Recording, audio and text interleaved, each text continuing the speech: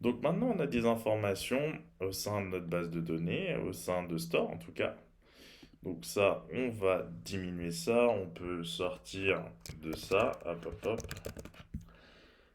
On a réussi à faire migrer des informations, le seeding a fonctionné. Donc on a un tas d'utilisateurs, on ne va pas réutiliser de sitôt ce fichier.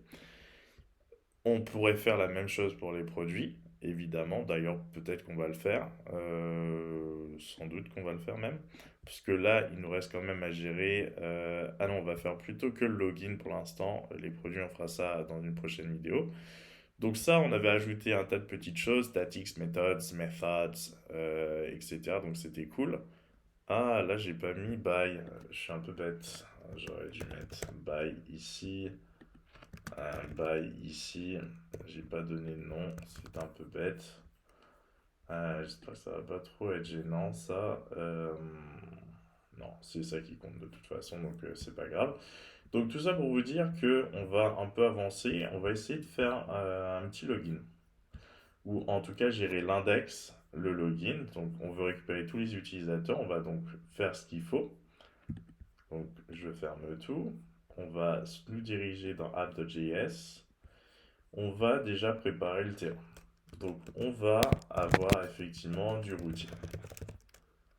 Alors j'ai écrit ça comme ça, c'est un peu bête.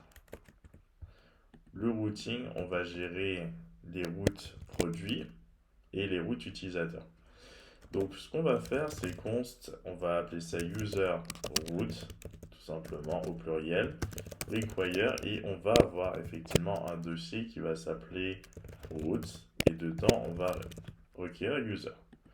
Ensuite, on va avoir un dossier des routes produits aussi, et là ça va être la même chose, et ce sera product. Et on va associer ça, tout simplement. Alors ça, j'ai besoin que ce soit en premier présent ici.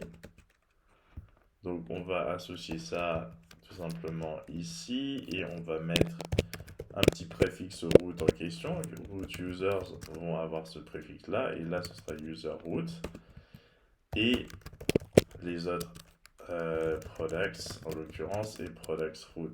Alors j'ai pas écrit ça au pluriel. Et voilà, donc évidemment, ça va nous mettre un message d'erreur pour l'instant parce que ça n'existe pas, mais on a déjà préparé le terme. Donc vous savez qu'on va créer un dossier route. Donc route,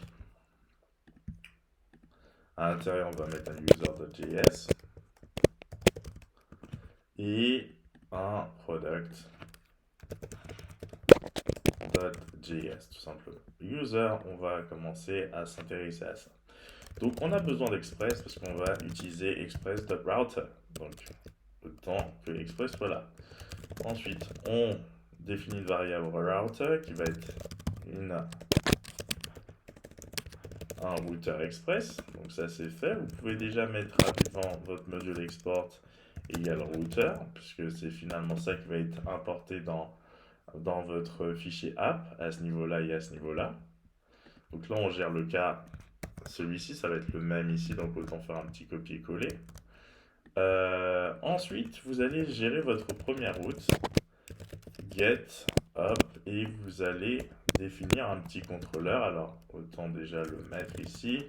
User controller, que je vais appeler ça, est égal à require, et je vais créer un fichier controllers, et dedans, je vais effectivement utiliser controller, user.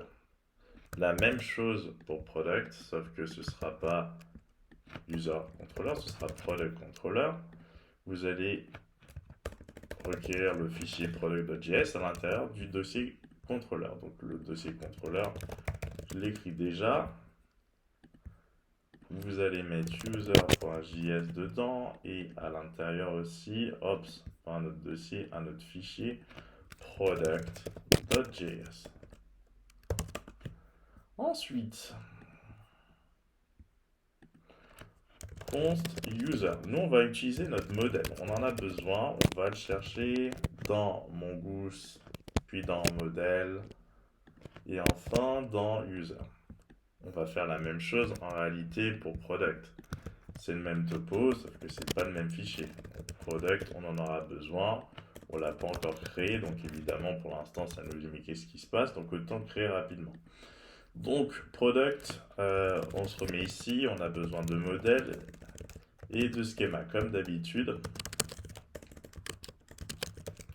Schéma, on requiert ça depuis Mongoose, tout simplement. Donc c'est très proche de SQLite, hein. Franchement, on fonctionne qu'avec des modèles avec SQLite, pas nécessairement avec des schémas, mais là c'est modèle et schéma. Ensuite, ce qu'on fait, c'est que const product schema. On crée rapidement ça, on sait comment ça fonctionne. Hop.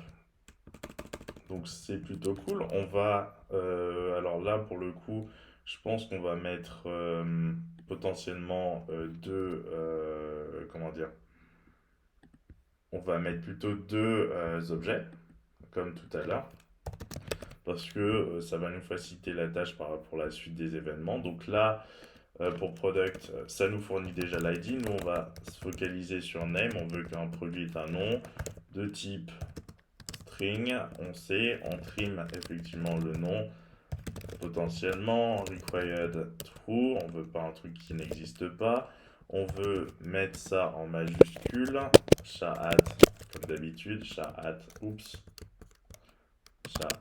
0 to uppercase plus vSlice 1 to lowercase, et là on a géré. Donc le nom c'est déjà fait. Ensuite, il n'y a pas qu'un nom, on veut qu'un produit ait un type finalement, donc on va mettre de type string, le type trim true, required true, et ensuite un price. Ça on sait déjà. Type, justement on n'a pas encore utilisé true, type number. Type number. Alors j'ai oublié des points parce que c'est un objet. Type number, required true, il n'y a pas de gratuité sur ce site. Ensuite URL :/type string, required true. Oui. Et on arrive, alors j'ai oublié la virgule. On arrive après ça à description, parce que c'est un peu la vie. Type string, il faut qu'on ait des petites informations quand même, hein. Type string, on va mettre required true. Hop. Et on va mettre un petit seller ID pour l'instant. Seller, on va écrire ça comme ça pour l'instant, on va pas faire trop de choses compliquées. Type number. Quoi qu'il est en string le truc, donc type string c'est parfait. Et required true. Et voilà. Donc on a nos petites informations, on sait que pour créer un produit, il faut un seller, l'ID du vendeur, c'est pas si mal, et ainsi de suite, ainsi de suite. Là, on arrive, toutes ces informations sont obligatoires, donc honnêtement, je pense pas que je vais faire de migration alors que je connais pas les différents ID, je vais pas aller les regarder à chaque fois dans la base pour les trouver. Donc là, pour l'instant, on va être dans une situation où aucun utilisateur n'a de produit. On va créer ça par la suite. Donc là, justement, on a vu virtuals, on a vu methods, on a vu statics. On va voir query. On va questionner. Simplement. Donc c'est toujours la même chose, vous passez des méthodes, hein, c'est des objets. Same type. Par exemple, vous voulez récupérer tous les objets. C'est ça qui est intéressant, grâce à where, effectivement, où le type est égal à thisType. Donc comme ça, encore un truc assez simple pour récupérer les informations. Là, find, alors j'ai oublié une virgule, donc première méthode pour récupérer tous les objets du même type, ça peut être toujours bien, et tous les objets vendus par le même vendeur, donc ça va être encore mieux. Same seller. Return this where, effectivement, seller ID est égal à this.sellerID, tout simplement. Donc là, vous avez créé deux méthodes qui vous permettent de récupérer d'autres finalement produit que le vôtre. Donc c'est plutôt cool et tout simplement avec query. Donc ça fait pas mal le job pour vous. Donc alors nous on va pas mettre du statique là machin etc. On n'a pas le temps. On va juste créer notre modèle. Donc toujours modèle. Product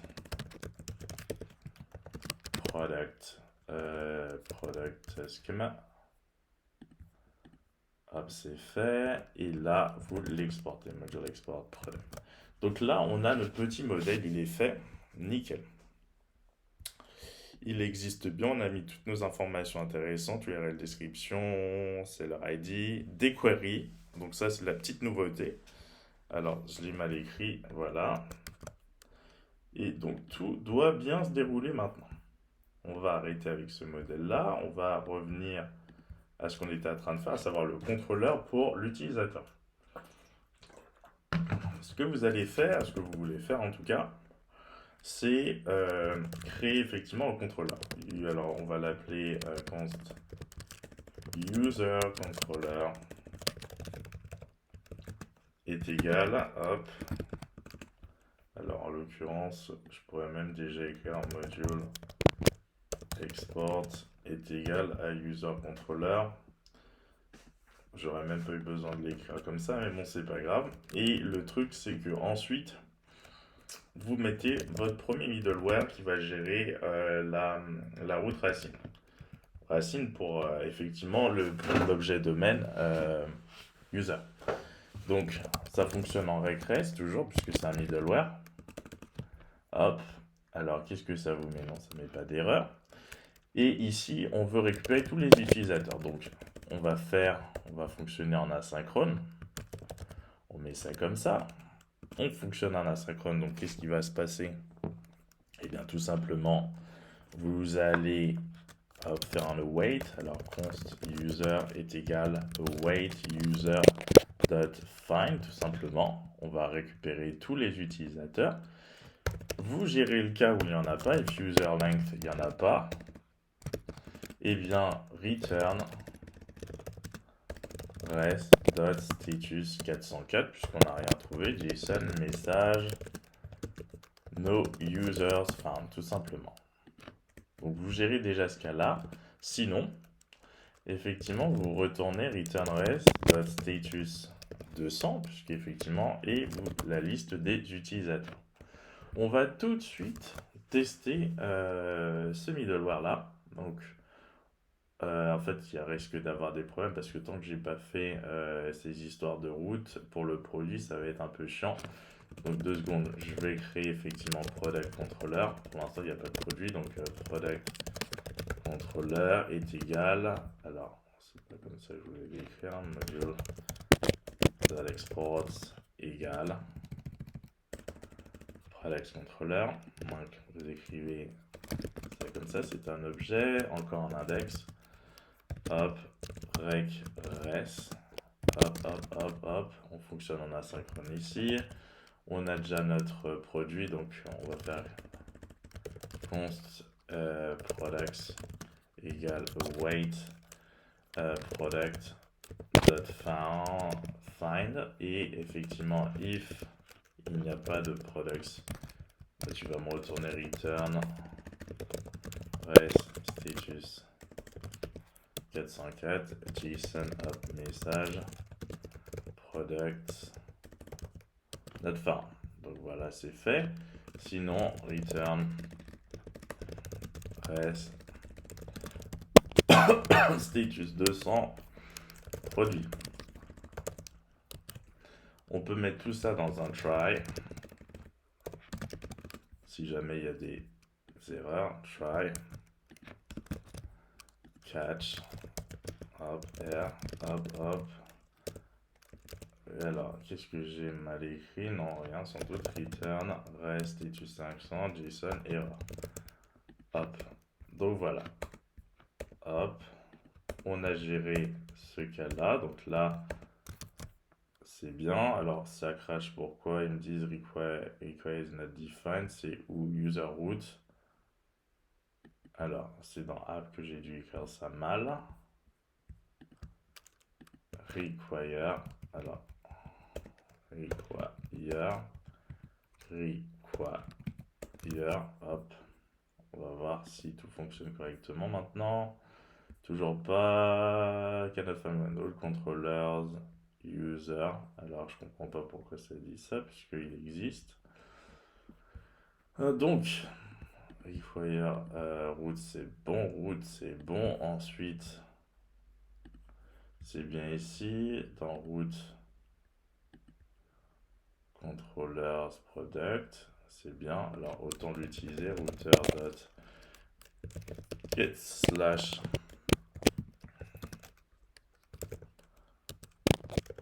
index. Alors apparemment ça le trouve pas alors qu'il est là. Alors index product, pourtant il est défini. Import product require products. Alors c'est un peu chiant. Je vais écrire ça comme ça, j'ai même pas besoin de mettre ça. User. Là, j'ai oublié un truc là. Module export. Ok. Ensuite là, j'ai même pas besoin de mettre ça. Je vais laisser ça comme ça. Samedi find, I cannot find module controllers. Controllers, je l'ai pourtant bien écrit.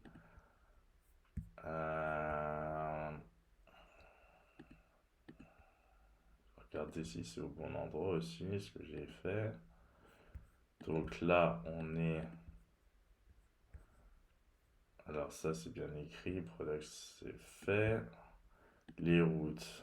Alors, je vais écrire ça à nouveau. Require. Controller. Product. C'est bon. Ok, j'avais juste mal écrit quelque chose. C'est bon. Alors maintenant, je vais faire user controller index. On va pouvoir tout tester. Alors ça semble, voilà, retrouver bien l'information. Donc tout semble fonctionner maintenant. On va tester nos deux routes. Donc on sait que product va rien retourner puisqu'il n'y a aucun produit dans notre base de données pour l'instant. Donc on va tester API users déjà pour voir si ça fonctionne comme on l'entend. Alors là, ça me dit no header, no data. No data, server return nothing. Alors, je vais juste vérifier que j'ai bien créé les choses correctement. API users. Alors, j'ai mis ça au pluriel. C'est bien localhost. Product. J'arrive dans ça. Index. User find. Alors, ça, c'est un peu étrange. Users. Wait find, return 200. Déjà, je vais vérifier si je rentre bien dedans. Console log into index user. Samedi, chat first. Ah, d'accord, je comprends. Ah oui, parce que j'ai mis un truc qui risque de poser problème, surtout que dans mes users n'ont pas de nom de famille pour l'instant, puisque j'ai créé sans cette information. Alors, je vais modifier mon modèle. Alors, pour l'instant, c'est ça en fait qui pose problème, c'est ce virtuel là.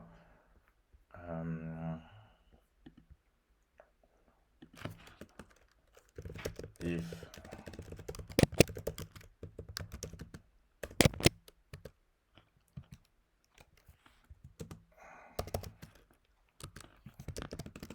c'est plutôt ça. Donc, je vais corriger ce que j'ai écrit. On va voir si ça va mieux fonctionner.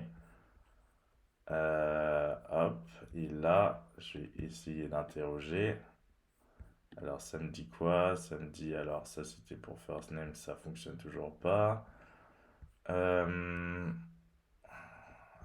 hop, slice to lowercase à 0.